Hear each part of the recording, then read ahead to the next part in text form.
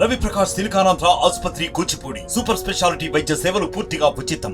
రాజానగరం నియోజకవర్గంలో అలాగే Janasena, TDP, BJP ఉమ్మడి అభ్యర్థి అయినటువంటి బత్తుల బాలరామకృష్ణ అయితే విస్తృతంగా పర్యటన చేస్తున్నారు. అలాగే ప్రధానంగా ప్రచారాలు అయితే జోరు పెంచుతున్న పరిస్థితి ప్రధానంగా ఉంది. ప్రస్తుతం కొంతమంది మద్దతు కూడా పలుకుతున్నారు. అలాగే చిట్మూరి రవీంద్ర గారు కూడా ఉన్నారు. మాజీ ఎమ్మెల్యేగా చేసినటువంటి ఆయన కూడా సపోర్ట్ ఉంది. సార్ చెప్పండి, బత్తుల బాలరామకృష్ణ గారు ఏ విధంగా ఇక్కడ సపోర్ట్ ఏ విధంగా ఇప్పుడు బత్తుల బాలరామకృష్ణ గారు కూటమి అభ్యర్థిగా ఈ రోజున బీజేపీ, జనసేన, తెలుగుదేశం పార్టీ కూటమి అభ్యర్థిగా పవన్ కళ్యాణ్ గారు ప్రతిపాదించినటువంటి బత్తుల బలరామకృష్ణ గారిని ఈ రాజనగర్ నియోజకవర్గంలో ప్రజలందరూ కూడా ఆశీర్వదించడానికి రెడీగా ఉన్నారు. కారణం ఏంటంటే ప్రస్తుత పరిస్థితుల్లో ఈ రాష్ట్రాన్ని కాపాడుకోవాలి అన్న ఉద్దేశంతో ప్రతి ఓటరు కూడా 13వ తారీఖు ఎప్పుడు వస్తుంది ఆ రోజున మనం ఖచ్చితంగా మన ఓటుని బత్తుల బలరామకృష్ణ గారి గ్రాసుల మీద ఓటేయాలి. అదేవిధంగా పార్లమెంట్ అభ్యర్థి అయినటువంటి దగ్గుపాటి పురంధేశ్వరి గారికి కలవ పువ్వు మీద ఓటేయాలని చెప్పేసి సిద్ధంగా ఉన్నారు. ప్రచారంలో భాగంగా ఈ రోజున ఈ ఎదులపల్లి గ్రామం మేము అంతా కూడా రావడం జరిగింది. పార్లమెంట్ అభ్యర్థి పురంధేశ్వరి గారు కూడా రావడం జరిగింది.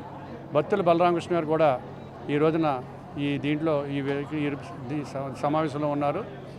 అందరి యొక్క పలుసు చూస్తుంటే మొత్తం ప్రజల్లో పాత ప్రభుత్వం ఏదైతే ఇప్పుడు ప్రభుత్వం ఉందో 151 సీట్లు ఇచ్చినా కూడా విఫలమైంది.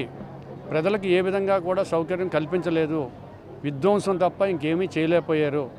అందువల్ల ప్రజలందరూ కూడా ఇప్పుడు కోరుకుంటుంది అంటే భవిష్యత్తులో ఈ రాష్ట్రం బాగుపడాలి, ప్రజలందరూ కూడా సుఖపడాలి, భవిష్యత్ తరాలు కూడా బాగుండాలి అంటే ఈ కూటమి అభ్యర్థులను గెలిపించుకోవాలని పట్టుదలతో ఉన్నారు. అందువలన బత్తుల బలరామకృష్ణ గారు తప్పకుండా విజయం సాధిస్తారు. అదేవిధంగా పురంధేశ్వరి గారు కూడా ఈ రాజనగరం మండలంలో మంచి మెజార్టీని ఇస్తారని చెప్పేసి నాకు అనిపిస్తుంది. ఆ విధంగా ముందుకు వెళ్తున్నామని చెప్పి మీ అందరూ తెలియపరుస్తుంది. నియోజకవర్గంలో డెవలపింగ్ ఏ విధంగా ఉందన్న గతంతో పోలిస్తే ఇప్పుడు ఏ విధంగా చేస్తారని ముందుకు వెళ్తున్నారట? డెవలపింగ్ అన్నది నేను ఇదివరకు ఎమ్మెల్యేగా చేసినప్పుడు ఈ నియోజకవర్గం యొక్క భౌగోళికం చూస్తే అన్నీ మారిపోయినాయి. కారణం ఏంటంటే పలానా ఊరు వెళ్తే పలానా కొండ ఉంటుందనో, పలానా ఊరు వెళ్తే పలానా చోట పలానా చెట్లు ఉంటాయనో, పలానా చెరువు ఇవన్నీ ఉండేవి. అన్నీ కూడా మాయమైపోయినాయి. ఇప్పుడు ఏది కూడా కనపట్టలేదు. అసలు నేను వచ్చేటప్పుడు చూస్తే రాజనగర్ నియోజకవర్గం వచ్చానా అని అంటే కారులో మాకు ఒక లోకల్గా ఉన్న అబ్బాయి చెప్పాడు, ఇవన్నీ కూడా వెళ్ళిపోయినాయండి, మట్టి తోలేశారు, ఈ కొండలన్నీ కూడా తరిగిపోయినాయి అని చెప్పారు. అందువల్ల అసలు ఈ నియోజకవర్గంలో సీతానగరం మండలం రోడ్డుని చూసినట్లయితే 5 సంవత్సరాలు ఇక్కడ ప్రజలు ఎంత ఓపిక పట్టారో వాళ్ళు ఓపికనంతా కూడా పరీక్ష చేశారు. చిన్న రోడ్డు వేయడానికి అక్కడి నుంచి ఇక్కడికి వేయడానికి 5 సంవత్సరాలు పట్టింది. వేయలేనప్పుడు రోడ్డుని తవ్వాల్సిన అవసరం లేదు, రోడ్డుని తవ్వి గోతుల్లో పడేశారు. వర్షాకాలం వస్తే ఏ విధంగా వెళ్ళాలో తెలకుండా కోరుకొండ నుంచి అలాగ వెళ్ళిన దాఖలాలు కూడా చాలా ఉన్నాయి. ఇప్పుడు ముందు ఇంపార్టెంట్గా చేయవలసింది బత్తుల బలరామకృష్ణ గారు వచ్చిన కూటమి అభ్యర్థులు వస్తే ముందు ఈ అరాచకాన్ని అరికట్టాలి. అరాచకం అన్నది ఈ నియోజకవర్గంలో ఎక్కడో రాయలసీమలో ఎక్కడో పులివెందుల్లో జరిగింది అంటే అనుకుంటమే తప్ప ఎవరూ కూడా కళ్ళతో చూడలేదు, వింటమే. ఇక్కడ ప్రత్యక్షంగా చూస్తున్నారు. అంటే వాళ్ళు వచ్చి చేస్తున్నారని కాదు, యథా రాజా తదా ప్రజా అన్నట్టు కింద అక్కడ ఏ విధంగా జరిగింది, ఏ విధంగా ఆయన ప్రవర్తిస్తున్నారో చూసి ఇక్కడ ఉన్నటువంటి నాయకులందరూ కూడా అదే ప్రవర్తనతో ఉన్నారు. కాబట్టి దాన్ని అరికట్టాలి.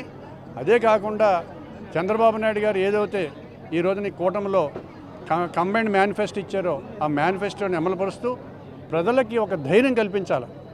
మేము ఉన్నాము, మీకు ఇబ్బందులు ఏమీ లేవని చెప్పి ఒక ధైర్యం కల్పించాలి. ఆ విధంగా నడుచుకుంటూ సమస్యలను ఇంకా తెలుసుకోవాలి. సమస్యలు తెలుసుకుని సమస్యల పరిష్కారానికి వీరిద్దరూ కూడా కృషి చేస్తారని చెప్పి నేను ఆశిస్తున్నాను.